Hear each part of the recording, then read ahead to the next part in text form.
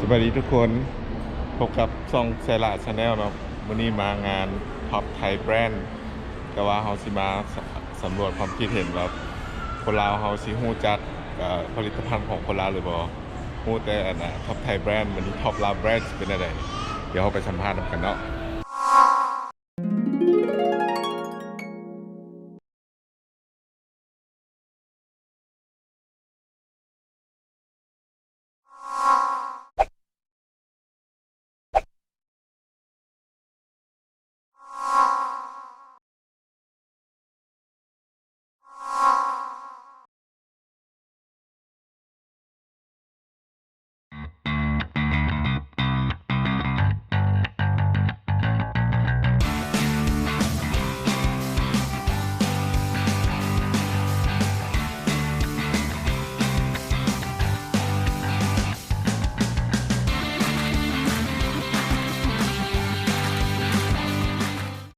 สวัสดีถามได้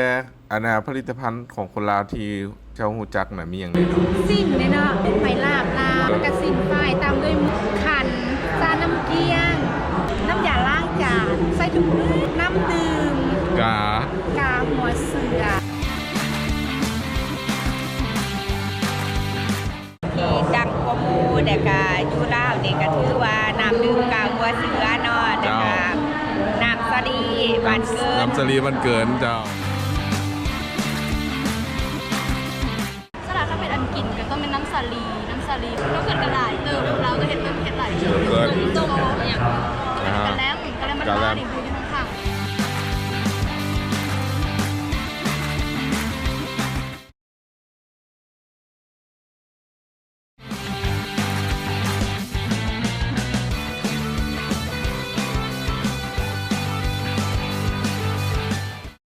สวัสดีถามได้อันน่ะผลิตภัณฑ์ของคนลาวที่เจ้าฮู้จักน่ะมีหยังแน่เนาะผลิตภัณฑ์ลาวตอนนี้มันก็มีหลายแบบเพราะว่าสำหรับตัวที่น้องฮู้ตอนนี้ก็คือจะมีพวกประเภทน้ำดื่มประเภทอาหารก็เช่นพวกมีกับจะมีเป็นของคนลาวและจะมีพวกเครื่องใช้เป็นพวกแฟบสบู่ฝุ่นคิดว่านะอันไหนที่มันเด่นผลิตภัณฑ์ของเราเด่นที่คนเราไปใช้ก็เห็นละสินะเด่นบอกเฉพาะที่อยู่ในลาวก็คือจะเป็นเบียร์ลาวเบียร์ลาวได้ว่าได้โอเคเบียร์ลาวห้องลงมาจะเป็นประเภทน้ำดื่ม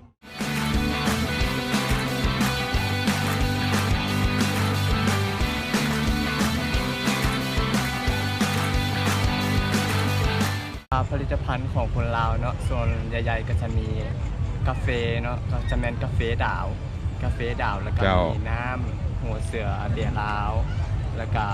มีผ้าไหมอย่างเบียร์ลาวเป็นสิ่งที่แบบพ้นเดือนก่อนหมู่คือแบบก็ที่สร้างชื่อเสียงให้แก่ประเทศคือกระเจ้ากระทรงออกไปอเมริกาจังซี่นะเจ้า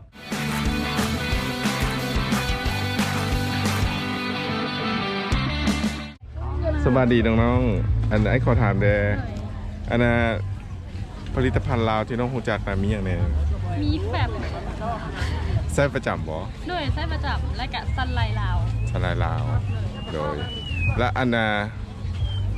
นี้ใช้ประจำเนาะอันคิดว่าอันไหนที่มันนั่นเด่นๆในที่บ้านเฮาที่ผ่านตาเด่นวะผลิตภัณฑ์ลาวส่วนใหญ่กับพวกเครื่องหัตถกรรมนะน้ำดื่มหัวเสือดิก็เห็นอันนี้เห็นทุกบอลเลยเนาะถือว่าเด่นบ่เด่นเนาะแล้วมีอีกบ่เบียร์ลาวไม่ถูกของเรา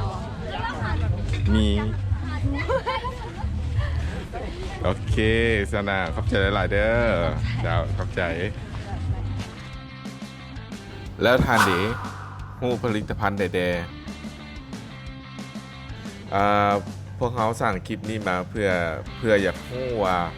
คนลาวแท้ๆนะฮู้จักผลิตภัณฑ์ของคนลาวเฮาดีส่ำใดและมีความคิดที่จะสร้างแบรนด์เป็นของตัวเองบ่อาจจะมีจุดประกายอาจจะเห็นให้จุดประกายความคิดว่าเขาก็อยากสร้าง